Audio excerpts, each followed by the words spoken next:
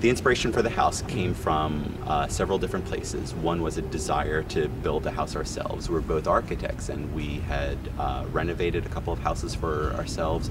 We've done a number of projects for other people, house renovations and additions, lofts and apartments, and we'd always wanted to do a project for ourselves.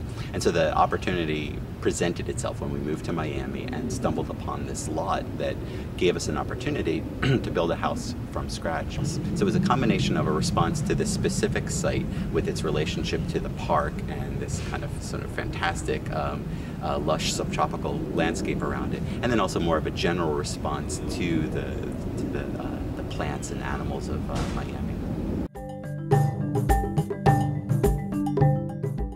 The project didn't start until we had a site. We had been talking about building in South Florida, and we talked in general terms about things that we could do, different ways that we could, engage these kind of remarkable landscapes. But we couldn't actually start designing until we had a site. So the house is really site-specific in that way. And we ended up with this lot that's a corner lot, which already has a set of urban conditions that are unique, or ought to be unique. And then we also have this relationship to a 1-acre park across the street. And so the house really took shape around those, took shape around its orientation, that it's on the southwest corner of a block, which allows us to face north into into the back gardens of the house.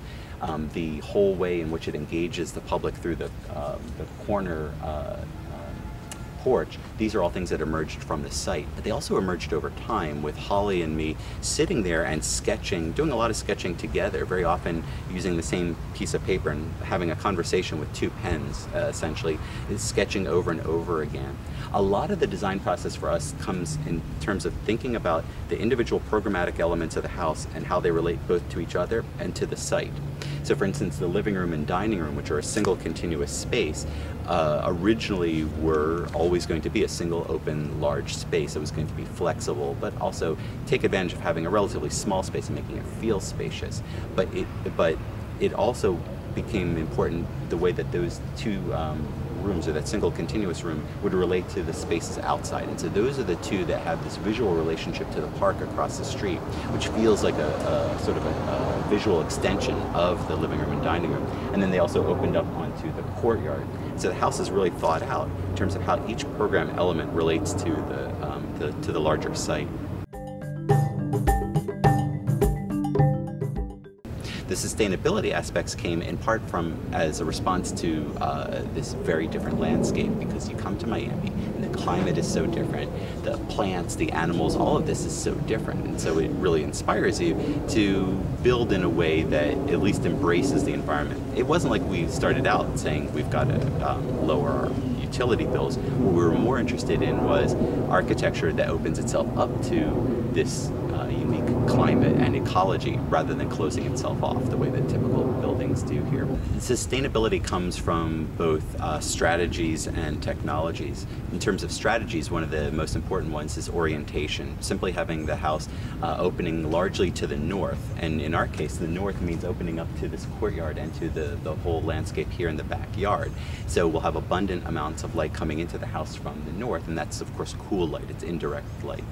But also the openings to the east, west, and south are all shaded so that they don't get the hot direct light, particularly in the spring, summer, fall, the hot months here.